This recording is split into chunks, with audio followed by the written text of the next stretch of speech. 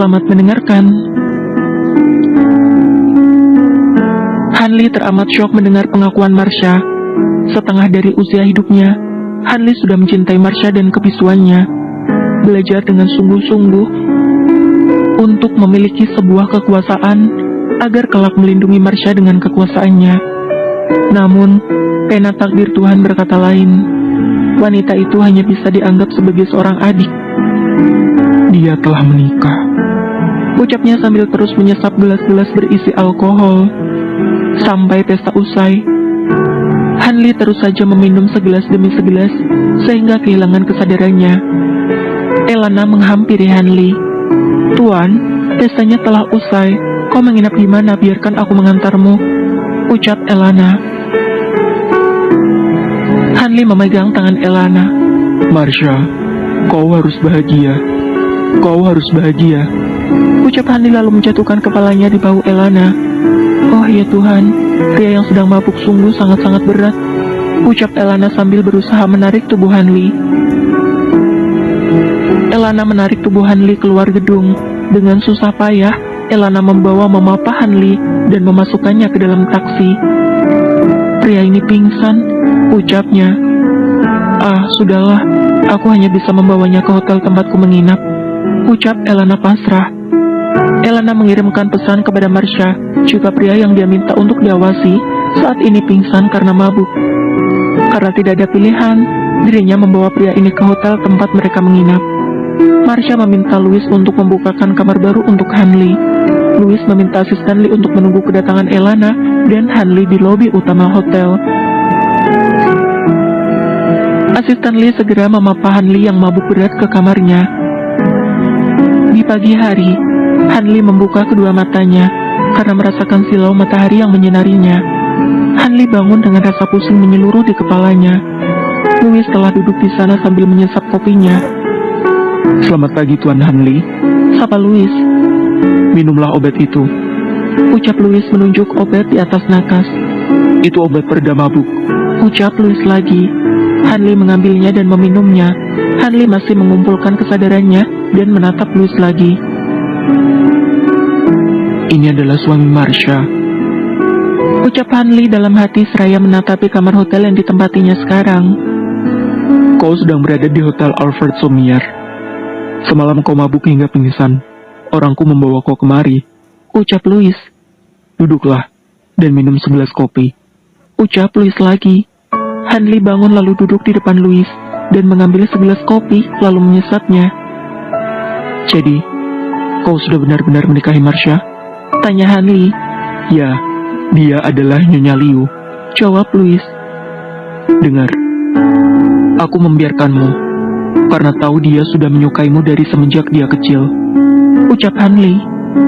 "Namun, jika kau melukainya lagi, maka aku adalah orang pertama yang akan membawa dia pergi darimu lagi," ucap Hanli dengan nada serius. "Semenjak kecil?" tanya Louis dalam hati. Lalu teringat dulu kalau Louis sering menemani kakek Liu ke panti asuhan memberikan hadiah-hadiah. Lalu teringat dengan gadis kecil bisu yang dia berikan boneka teddy bear besar. Louis tersentak ketika malam di mana dia menjemput Marsha di panti asuhan. Di sudut kamar Marsha, dia melihat teddy bear tersebut ditaruh di kursi goyang. Louis tertawa sambil menyentuh bibirnya. "Apakah aku cinta pertamanya?" tanya Louis kepada Hanli sambil tertawa senang. "Cih," jawab Hanli sambil memutarkan bola matanya dan menghabiskan kopinya, lalu berlalu pergi ke kamar mandi. "Ya, aku adalah cinta pertama Marsha," ucapnya senang. "Dan kau Marsha Sen, kau adalah cinta terakhirku," ucapnya lagi.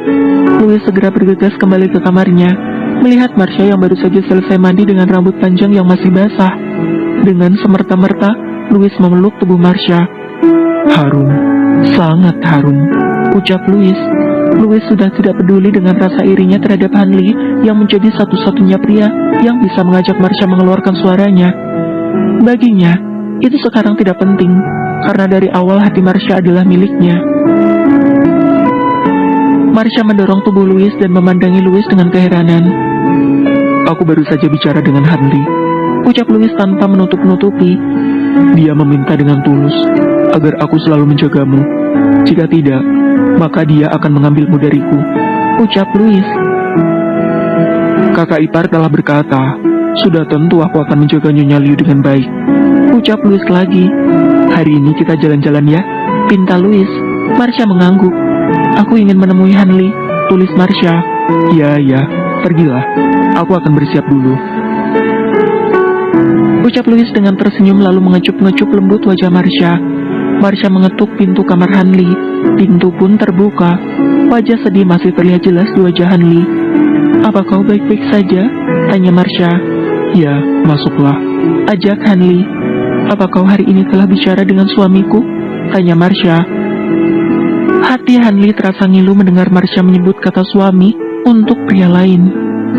Ya, kami telah bicara, jawab Hanli.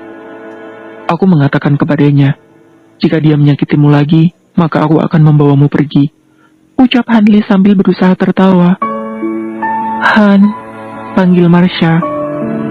Terima kasih, karena selalu menjadi malaikatku, ucap Marsha. Tidak perlu sungkan, kita sudah menghabiskan waktu bersama semenjak kecil. Sudah tentu harus saling menjaga, ucapnya menghibur Marsha sekaligus menghibur dirinya. Aku akan kembali ke hotelku jika begitu. Dan terima kasih, karenamu aku bisa merasakan tidur di hotel mewah ini, ucap Hanli sambil tertawa dan mengedipkan mata kepada Marsha. Marsha melihat sarapan pagi yang masih utuh di atas meja. Sebelum pergi, kau sarapan dulu ya, pinta Marsha. Iya, baik. Aku akan sarapan sebelum pergi, janji Hanli. Marsha berdiri lalu memeluk Hanli. Jaga dirimu baik-baik, ucap Marsha. Baru saja Marsha membuka pintu untuk keluar dari kamar, Hanli memanggilnya. Marsha, panggilnya. Marsha menoleh dan menatap Hanli. Berbahagialah, berjanjilah kau akan bahagia, pinta Hanli.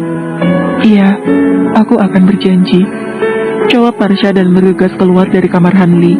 Begitu Marsha keluar, Hanli terduduk di sofa menampuk kedua wajahnya dan air matanya pun terjatuh karena harus melepaskan rasanya kepada Marsha.